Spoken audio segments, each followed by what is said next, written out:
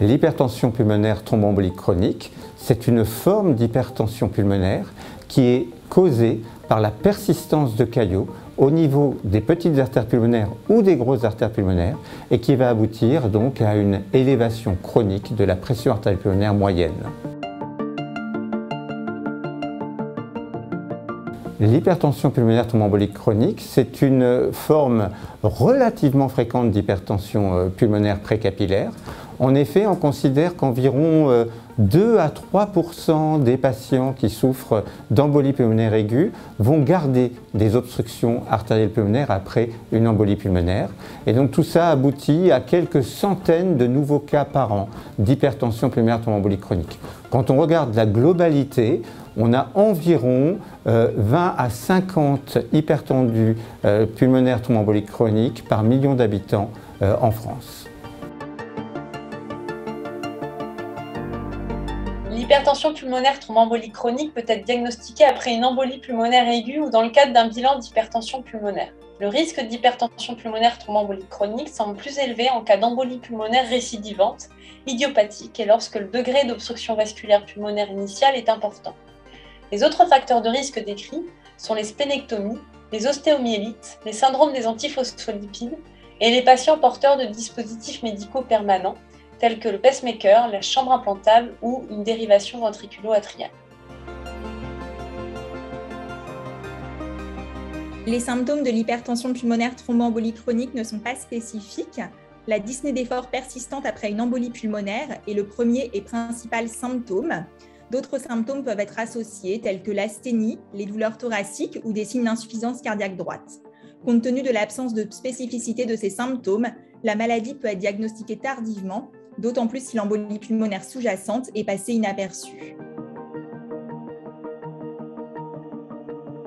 En cas de suspicion d'hypertension pulmonaire thromboembolique chronique, il est recommandé en première intention de réaliser une échocardiographie afin de rechercher une hypertension pulmonaire et de réaliser une scintigraphie pulmonaire afin de rechercher des anomalies de perfusion pulmonaire. Le diagnostic est ensuite confirmé par le cathétérisme cardiaque droit et par un angioscanner thoracique réalisé 3 mois après un traitement anticoagulant efficace. Les signes d'hypertension pulmonaire thromboembolique chronique à l'angioscanner sont une occlusion complète, des sténoses et des irrégularités des artères pulmonaires. Lorsqu'une hypertension pulmonaire thromboembolique chronique est dépistée sur des données cliniques, échocardiographiques et d'imagerie, le patient sera orienté au mieux rapidement, dès la suspicion du diagnostic, vers un des centres du réseau HTAP qui quadrille le territoire. Ce centre confirmera le diagnostic et planifiera la prise en charge en collaboration avec les centres experts.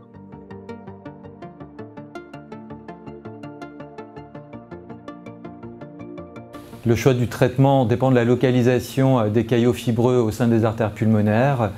Cette décision est prise lors d'une réunion de concertation pluridisciplinaire qui rassemble les différents spécialistes de la maladie.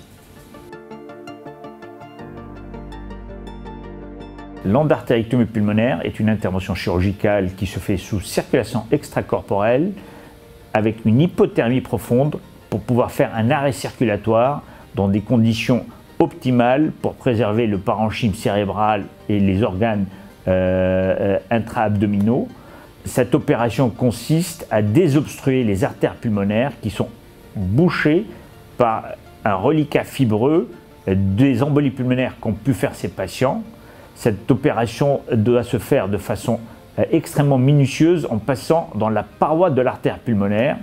Et l'arrêt circulatoire avec le retrait d'une grande partie de la masse sanguine nous permet de faire cette opération dans des conditions optimales dans le but de ne pas perforer la paroi de l'artère pulmonaire et donc d'entraîner une hémorragie qui peut être responsable de complications majeures.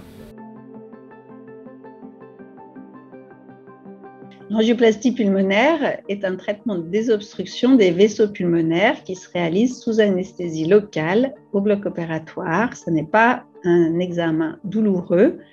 On passe par le pli de laine pour monter un cathéter dans les artères pulmonaires et on va progressivement déboucher chaque artère pulmonaire à l'aide d'un ballonnet pour que la circulation soit rétablie et l'oxygénation améliorée. Les complications pouvant survenir au cours de l'angioplastie artérielle pulmonaire sont essentiellement les hémoptysies observées pendant la procédure et les lésions de reperfusion du parenchyme pulmonaire qui sont observées plus souvent au décours de la procédure et peuvent être responsables d'hypoxémie nécessitant une oxygénothérapie. Ces complications diminuent beaucoup avec l'expérience. Le traitement médicamenteux est habituellement réservé aux formes inopérables de la maladie. Il agit sur le remodelage des artères de petit calibre, c'est-à-dire les artères de moins de 500 microns, et améliore la fonction du cœur droit et les capacités à l'exercice. Avant, j'étais sous oxygène et le moindre effort m'épuisait. Même me laver les cheveux, c'était un vrai marathon. J'ai eu la chance d'être bien orientée grâce à l'association de patients. J'ai eu des angioplasties. Ça n'a pas été vraiment très agréable, mais c'est vraiment rien par rapport à tout ce que j'ai gagné ensuite. Aujourd'hui, j'ai pu reprendre un travail à plein temps. Je marche sans être essoufflée, je peux danser et faire quasiment tout ce dont j'ai envie. Jamais je n'aurais pu penser que je puisse refaire tout ça un jour. Je ne suis pas guérie, mais je vis quasiment comme tout le monde. Après plusieurs années d'errance médicale et d'essoufflement, le diagnostic a été enfin posé. À ce moment-là, la maladie s'était suffisamment aggravée pour devenir vraiment visible. Et c'est vraiment une très belle preuve qu'il faut toujours y croire et ne jamais perdre espoir parce que la roue tourne et grâce au traitement, on peut vraiment aller mieux, voire aller bien.